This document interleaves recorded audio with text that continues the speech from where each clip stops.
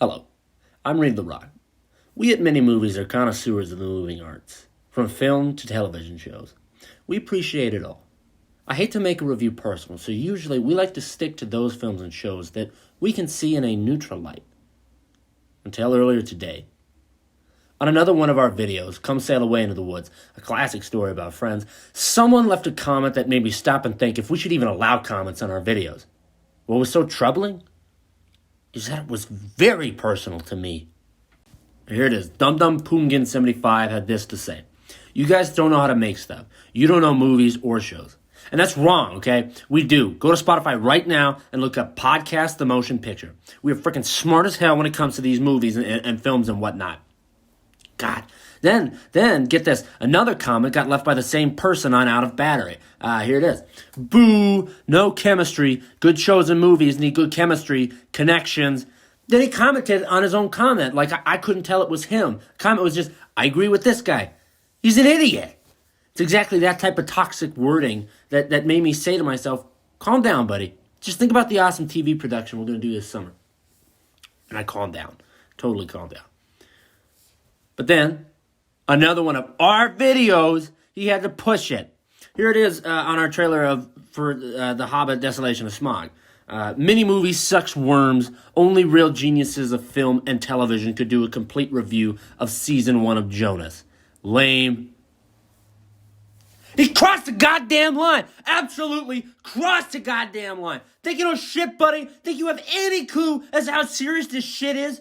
2 videos a week. We're doing 2 videos a week. That is what we're doing. That is my schedule. And you think it's so easy that a person can just come in and review season 1 of Jonas? You don't know shit, buddy. You don't have a goddamn clue in your head as to what is going on. Hello, everyone. Welcome to Mini Movies review of Jonas season 1. Jonas is a Disney Channel original show about 3 brothers who achieve stardom as music stars.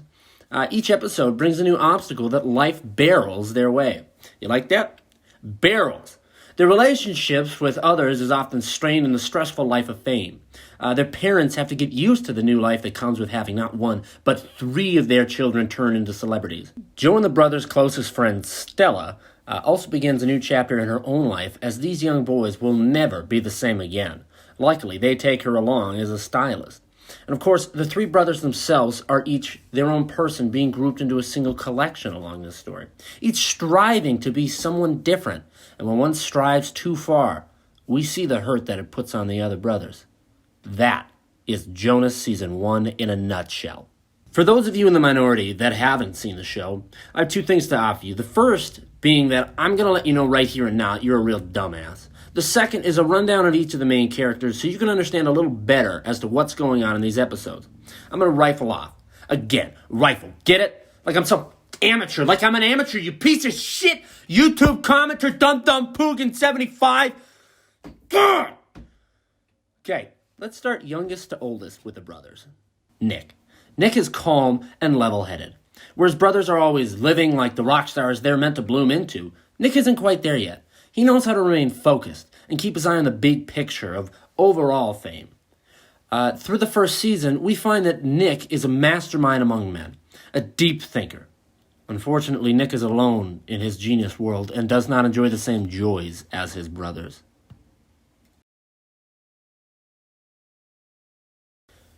Joseph. A classy young man, a real playboy, if you will. Joe is the middle child and stands out like an only child. Whether it's the swagger or the charm, I cannot tell. He is the pure embodiment of sex, and Disney knew how to market that shit. The James Bond of Camp Rock. Joe does have his flaws, though. He is by far the most eaten up by this new wave of power that the brothers have achieved through their music. He's a superficial type, and while we're all at risk of falling into that lifestyle, none so much as he already has. Kevin. While most big brothers would have to lead the way in life, like the oldest brother in Brother Bear or Tommy in the Rugrats movie, when he tried to kill his baby brother by monkey. Kevin leads his brothers in an unorthodox kind of way. Rather than let age create a cold brother that only wants to give his own younger brothers the answers to life so that they may not have to repeat the same mistakes he has. Instead, Kevin leads with fun. He is the clown of the three. I would write him off immediately as a leader myself, but then I got to watching, and I got to seeing. Kevin does this not because he wants to be a clown, but because he wants his brothers to look at the world in a fun light. He just wants to see his brothers smile. There are 3 other family characters that play into the show. Mom and Dad, of course, both loving their children very much and in different ways. Their father, Tom, doubles as the band's manager. He's a professional and still has a compassionate guide to offer his children. Their mother, Sandy, has to work very hard to understand the life that her and her family have entered. While Tom wants to see the boys succeed as stars, their mother, Sandy, wants to see them succeed as young men. Also, they have a little brother named Frankie. I do not like him at all. Frankie out. Very important character, almost as important as the 3 brothers, is Stella. She's the closest friend of the brothers. Stella is close with all of them and has been for most of their lives. As fame creeps into the brothers' lives, Stella has to deal. Between the 3 of them, she naturally has an interest in Joe, as we all do. The 2 of them both have strong feelings for one another, but refuse to act on those feelings because they care about each other too much to risk it. There's also Macy Misa, a very big character in the show, but this video would be too long if I explained her, so I won't. I'll just say she's a big fan of Jonas, president of fan club. She's really good at sports. That's it. Oh, last thing here, the episodes. Now, right before we get into the episodes is the last thing. I need to say that it's important that you know that this show is about the Lucas brothers, not the Jonas brothers. But each of them still goes by their own names. The band is named Jonas. But yeah, Lucas Brothers play Jonas. I don't know. Other than that, it's perfect. It's just completely 100% bulletproof. Pilot. Our opening episode of the world of Jonas. Nick falls in love with another schoolmate, Penny, while his brothers tease him for the crush he's developed. Nick's crush keeps growing. He ends up writing a song for Penny.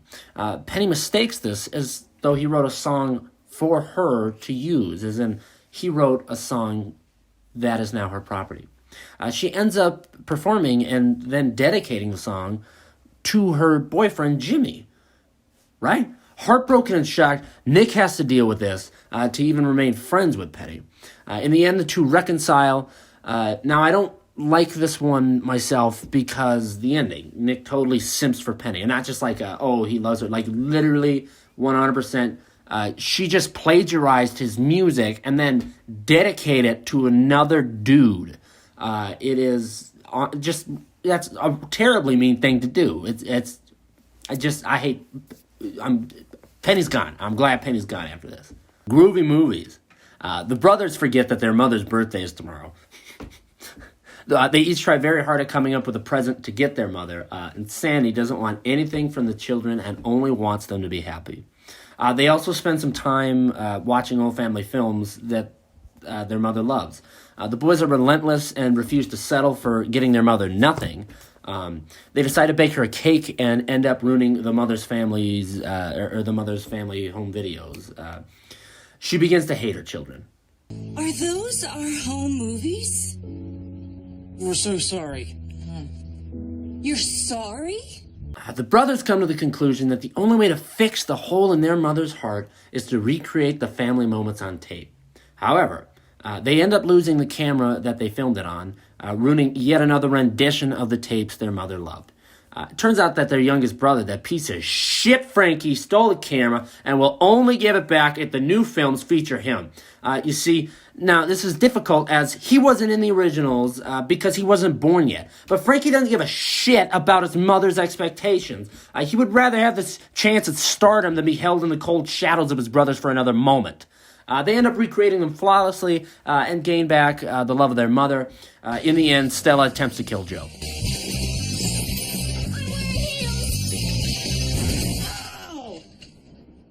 Slice of life. The boys each fall in love with a pizza delivery girl and keep ordering pizzas to see her. Pizza after pizza.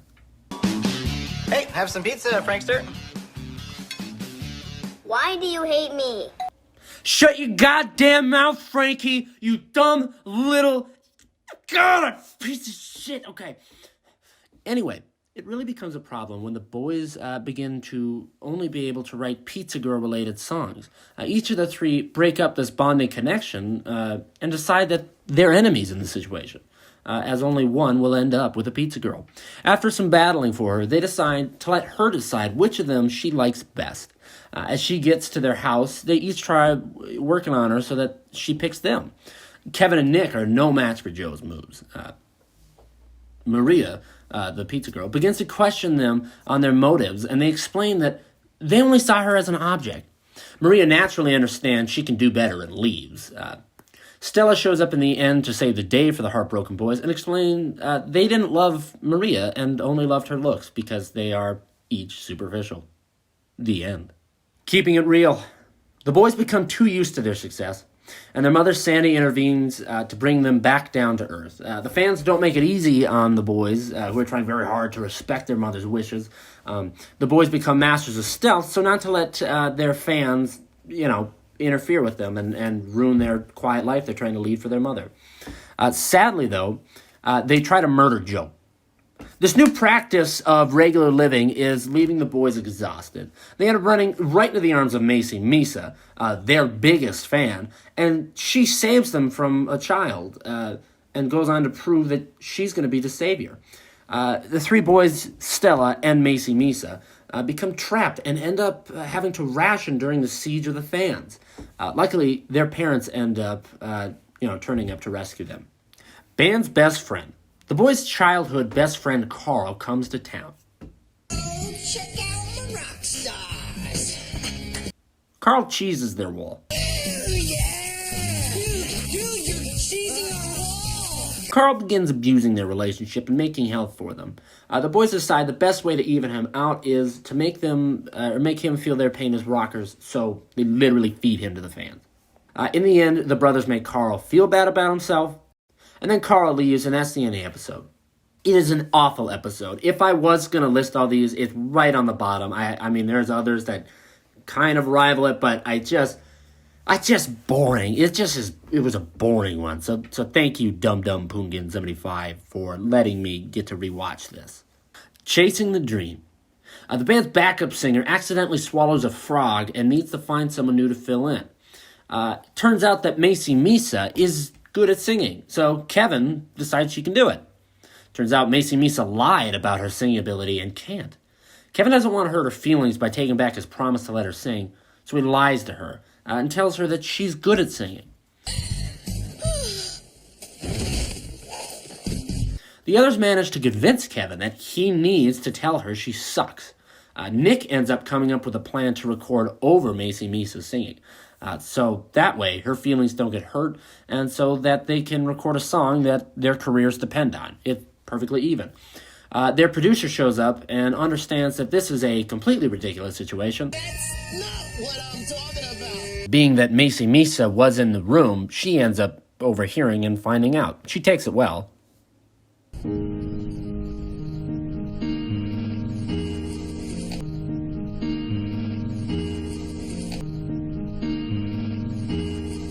I see. Macy Misa carries around a javelin after that with the hopes of killing Kevin.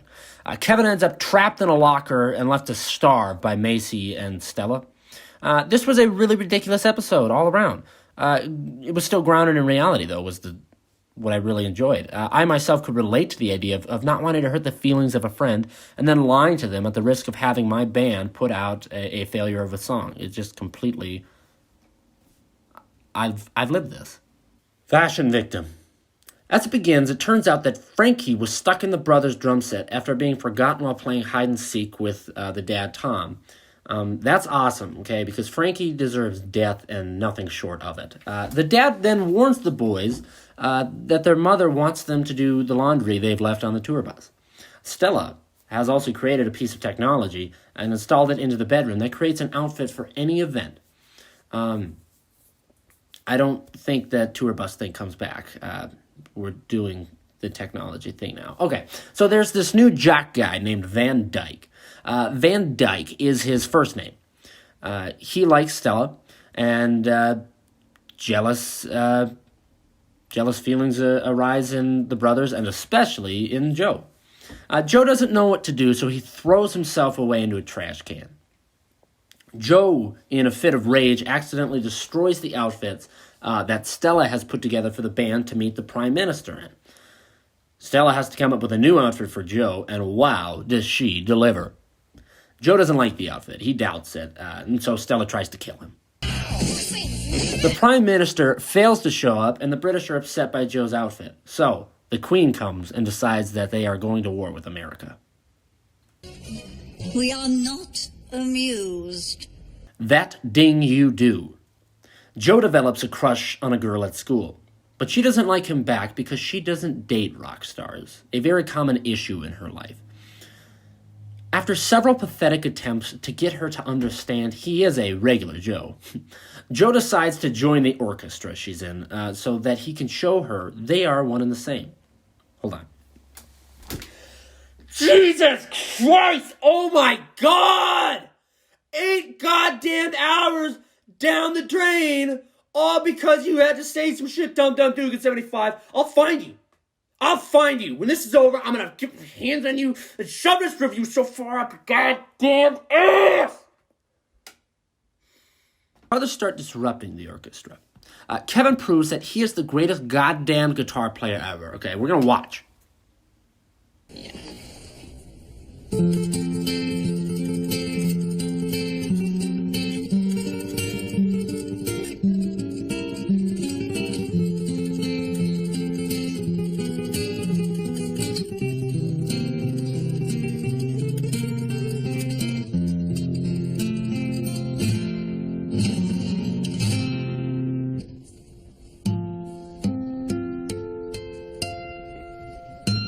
Nick then starts trying to musically incept the idea into the girl's head that she should date Joe. My bro, he's the kindest guy that I know. I'd like to, hold on, let's take a look at this comment I saw on YouTube. Right, here's a comment, Joe Jonas, double. This show introduced me to Joe Jonas around this time. People said I look like Joe Jonas, I still do. Look at him, look at that, look at him. Are you guys seeing this profile picture? It's ridiculous. The boys end up forgetting about the girl. She's just gone. Like, she's out of the episode. The episode climaxes with the boys rewriting John Strauss II's Blue Danube Waltz. I thought it was a fun rendition. Then the episode ends. Complete repeat. Nick has a nightmare that the band's fans hate them because he has writer's block. In this cold open, there's actually some really awesome jokes at the start of this one. Kevin does karate blindfolded. Both Joe and Kev share a dream in which they were naked, and they reveal to us, the audience, that they can only fall asleep to applause, like they need that to go to bed. And then Frankie shows up and ruins my good mood again. Kev and Joe begin to get scared as Nick has serious writer's block. Rather than helping by writing a song themselves, the two start working Nick and try to force him to come up with something. Through the episode, Nick keeps seeing blocks in his life. A jacket Stella makes him gets ruined. He says no to a girl asking him out. He breaks his guitar. A bird shits on him. He slides down a flagpole into spackle. Stella rips his sleeve. It also rains on him. He ends up coming up with a song, but then he forgets it because he thought of it in his sleep. His brothers come up with the idea to have him recreate his entire day so that it leads to him recreating a song in his sleep just like the one he did. Oh, a little subplot is that Stella's jacket she made for Nick took her 11 hours to embroider. After fixing it, the brothers trap her so they can steal it and destroy it again. Stella is luckily smart enough. She distracts Kevin by saying there's an aardvark. Really a great episode filled with great jokes. Look, an aardvark! I'm not gonna fall for that one.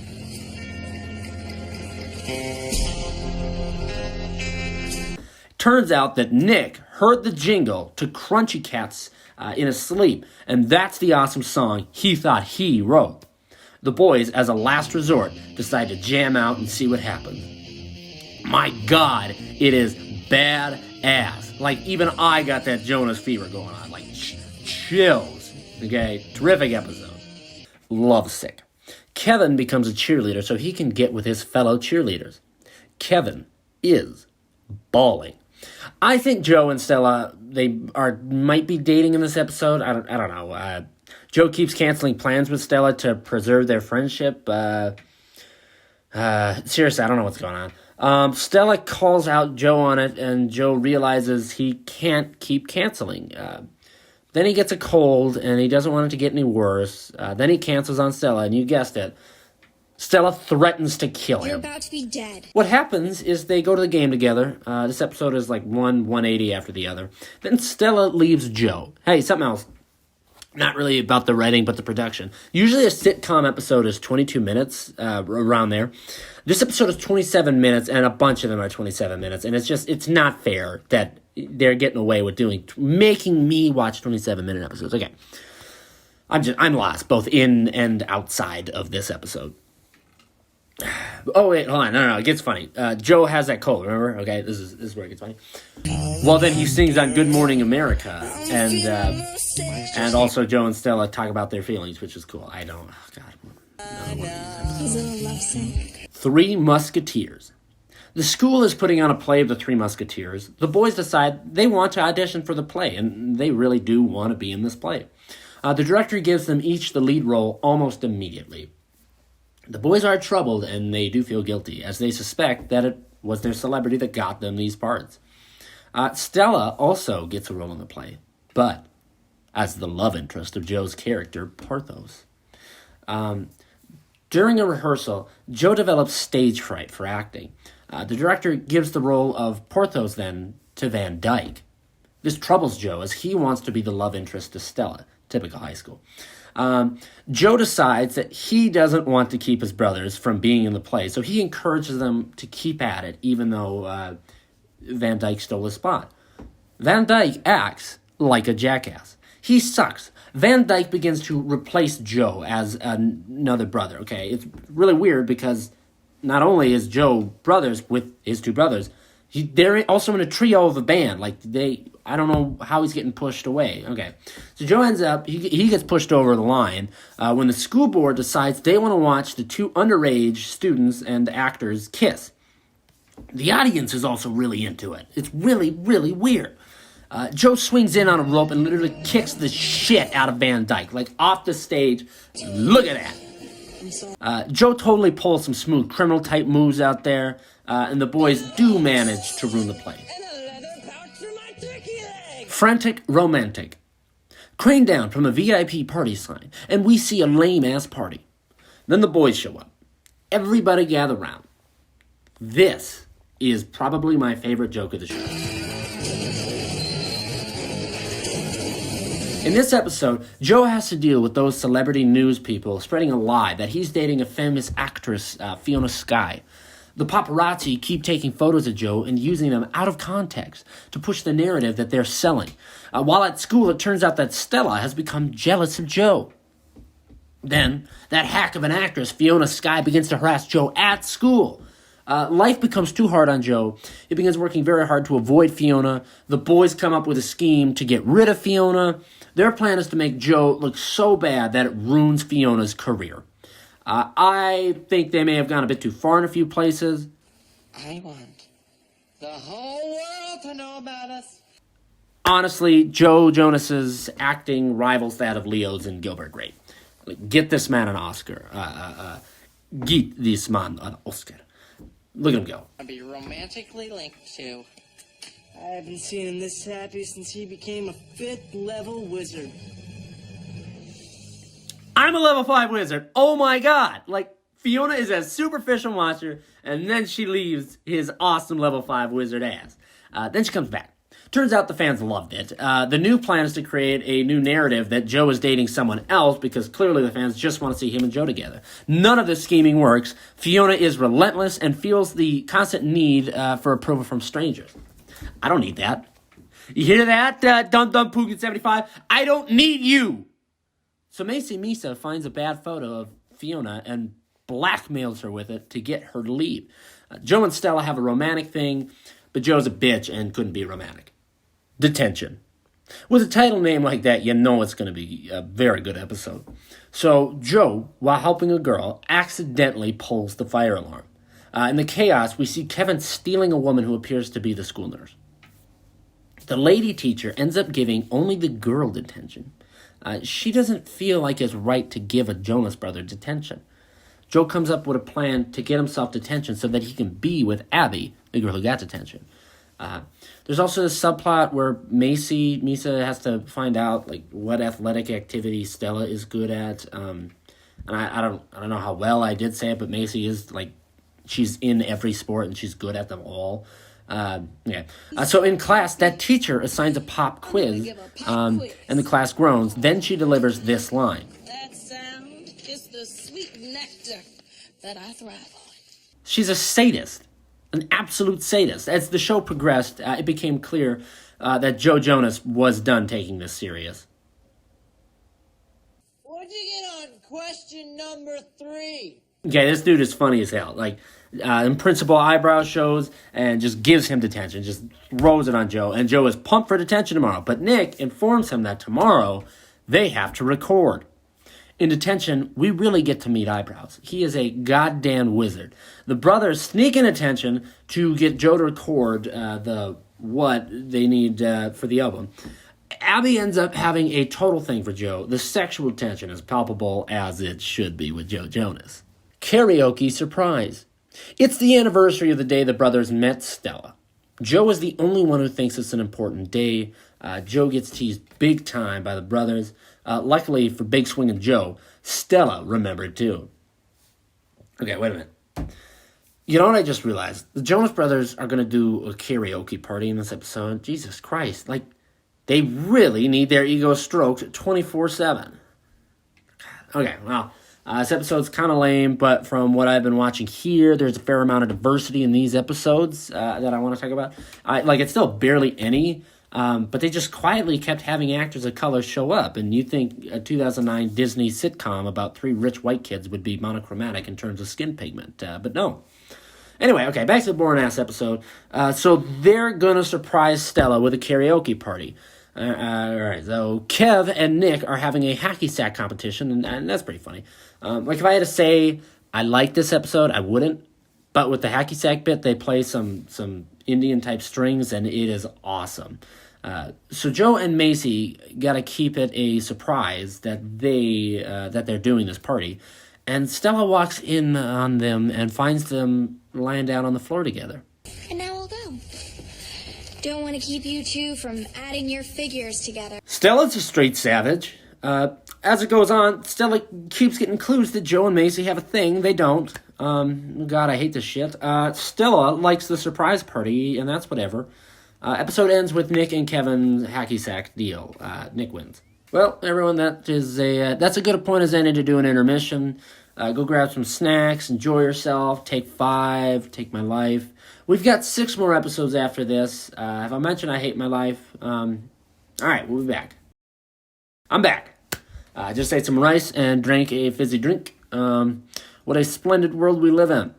Now, on to the next episode in this incredible journey of Jonas. Home Not Alone. This is the first episode since episode 2 that we see to Mom. The family is enjoying a nice breakfast, and that little freak Frankie's there too, just trying to ruin it. The boys do something nice and plan a whole trip for their parents. The boys are pumped. They get to live with no rules while their parents are away. Side story, Macy runs the Jonas fan club, but in this episode, Stella takes over. It just ends up happening. Joe spends his time making smoothies. Turns out everyone forgot about Frankie. I would too. He's worthless. In order to pay off some debts that he's inquired, Frankie is going to turn the house into a dance club. Immediately, people start breaking things. Then they get a video call from the dad, Tom. They have to try to cover that there isn't a party going on, and Joe delivers. It all catches up to them, and their mom figures out they are partying because they're on a video call, and she can see that there's a party going on. I don't know how the dad missed it. The parents are on the way back home. Out of options, that side story with Macy comes back to matter. The Jonas fan club is at the party and cleans it all up for the brothers. Everything wraps itself up very neatly, except that the parents totally know that there was a party because they're not idiots. There's something I need to explain. You should all know by now and agree by now that Frankie is just meaningless mass. Here's some proof, okay? His DJ is walking out of the house, and Frankie doesn't even try to play cool and act scared of a stranger in the house. No, Frankie pays him right in front of his parents. He does not care about the illusion of not having a party. What an asshole. Okay, forgetting Stella's birthday. So it's Stella's birthday, right? Right off the bat, Joe clearly has forgotten the birthday as he's asking Stella to work on her birthday. Stella thinks this is them throwing her for a loop. They really do have work and no party plan. The band gets interviewed by Jim Turner. It's rough, but they keep together and survive the interview. Stella is legitimately sad. Big sad. Padme at the end of Revenge of the Sith, sad. She gets left in the dark with a candle all alone.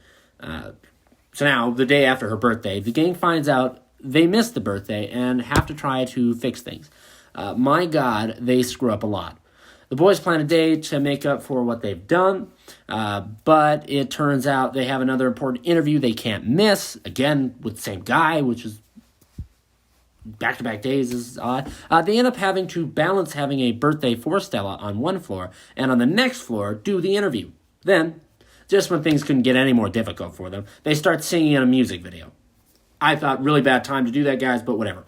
Stella ends up walking in on them during the interview. She's very upset, which is weird, because they managed to not only do a professional interview while their careers kind of depended on it, they also managed to spend time with her at the same time.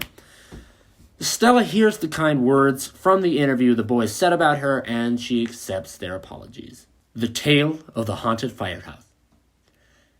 Ladies and gentlemen, other distinguished guests, I give you my review of the greatest episode in the history of basic cable.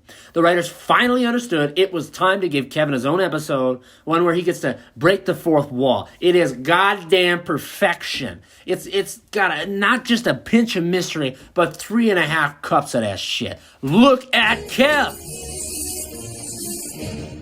Ooh. Enjoy the show. I'm in. I am so in. Okay, joke's on you, goddamn dumb Poogan 75, you lucid nightmare of shit. I am into this. Okay, here it is. Kevin finds there's a ghost in the house, right? Luckily, they've got some serious ghost hunting equipment just at the ready. The brothers, however, do not believe that there's a ghost. They believe Kevin a fool. Dad shows up, Frankie, get out of goddamn episode! Piece of shit! Get out of here! You're ruining it!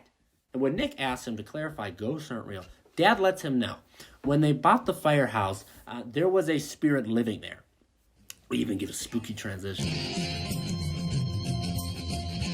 Okay, Kevin is documenting it all, Blair Witch style, and then they hear a creepy knocking from downstairs. When they investigate, they find that it is just Stella, so creepy but not that bad. Everything seems to be all right, but clue after clue suggests that something is amiss. Howling, temperatures dropping, screams, everything is wrong. Things really break down when they find the skeleton of the firefighter ghost. Okay, I can't say much after this. Okay, I do not want to spoil this masterpiece, should you click onto this. But I will say the episode not only comes with a terrifying story, but it also comes with a message to be brave. Double date. Here's what we're working with this episode. Kevin likes cookies. Stella and Van Dyke are going out on a date. Kevin likes cookies. Joe finds out about Stella and Van Dyke and makes a gesture to her, and gives her his blessing to date him. Stella is annoyed because this shit ain't the 40s. Kevin likes cookies. So Joe shows up at the date between Van Dyke and Stella, and Van Dyke is more of a Van Bro this episode. Okay, he's cool. While it's absurd to Stella, Joe still manages to explain his presence as he's brought a date of his own. Macy Misa. As the date goes on, Joe and Stella really try and find out, or they really start trying to show that they are better than one another. They're trying to outdo one another. Kevin likes cookies. Joe and Stella finally start working out things after their date. Joe finally reveals that he's in love with Stella. Bing, bang, and you guessed it, boom, they're dating now. Kevin likes cookies. Cold shoulder. The president of a Scandinavian Jonas fan club is coming to town, a classic sitcom setup. We see Kev totally is in love with this girl. He even gets a bitch and classy music video. It's also an episode about the dawn of smartphones, so there's that in there.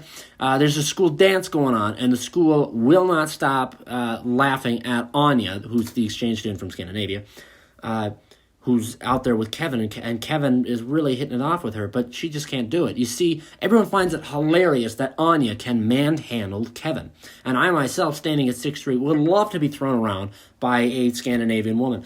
Anya can't handle the situation and breaks up with Kevin. Kevin then comes up with a plan to make the States feel more like Anya's home, so she'll be happier. Right, so here's the wrap-up. Kevin and Anya totally fall in love. Anya's gone. We never see her again. Beauty and the Beat. Only one episode after this. One episode, Dum Dum Poon 75. So eat your heart out. Eat your heart out. So we get to 3.5 minutes in this episode before the story even begins. What the hell? The boys are selected to judge a beauty contest. Another deal here. Stella doesn't think that beauty contests are important. So to prove that, she joins the beauty contest. Stella ends up losing, and the winner is a complete bitch about it. So how it ends up is that they make her look cool, and also they, last episode, they just ignore that Stella and Joe are dating. Exam jam. Woo! This is it! My moment of triumph! This is upon us, ladies and gentlemen and guests. Dum Dum Poogin 75, I hate you. And everybody listen. Let's slow it down a little bit. Let's slow it down. We're in the end game now. Let's reel it in. I've got something to say. An excerpt from the Jonas Brothers song "Sucker." You say the word, and I'll go anywhere blindly. I'm a sucker for you, yeah. Any road you take, you know that you'll find me. I am a sucker for all the subliminal things. Audience, here we are. It's just a few of us, but together, we've sat through just about an entire season of Jonas.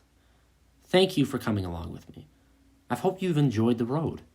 I've enjoyed every second of this just because of the thought of you having a good time. And why would I review Jonas if I were not a sucker for you? All right, we're at the motherfucking finish line. Put those fucking gloves down. You will not survive this round 21. Duck and dodge, you sons of bitches. This is Jonas. Zam Jam. The boys are going on tour. We start out with a PSA from Macy Misa and spiral into a music video. These brothers absolutely smack, okay? The boys are beyond excited to hit the road. Stell is heartbroken, that poor girl. She won't be going with the boys, but that's okay. That's okay because we get another music video. Stella is upset, that's okay, because we get another music video, right? So Stella is upset now because Joe won't admit how much he's going to be missing her. So then we get another music video. Stella is doing everything she can to demonstrate to her, or to the band, that Joe needs her. About halfway through the episode, manager Dad Tom shows up with bad news. One of the brothers failed their class and won't advance. Turns out, it's the mastermind of the group, Nick. What happens? Kevin does a music video to cheer his brother up.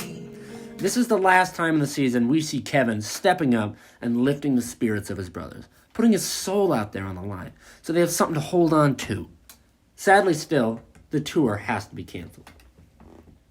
Stella is pumped. Joe's okay with it, because now he will get to see her. Turns out Nick can retake the exam, and there's a chance that the tour might be back on track. He tries, but Nick can't seem to study without falling asleep. Joe and Kevin come up with turning every bit of information into songs so that Nick can remember them. And now we get a music video about geometry. Nick ends up coming through as the genius he is and gets a perfect score. The tour is back on. Music video. The boys are leaving the firehouse and hitting the road. And that is the end of season 1 of Jonas. That's it, everybody. It has been a real ride. Let me do a wrap-up of everything. I'll give you my final words of review here. Jonas is about 3 brothers of fame who want to still live a partially normal life. We see that being rich and famous isn't as glamorous as it should be. It's also driven home that they're just teenagers still, and they really want to become responsible young men before they can become memorable rockers.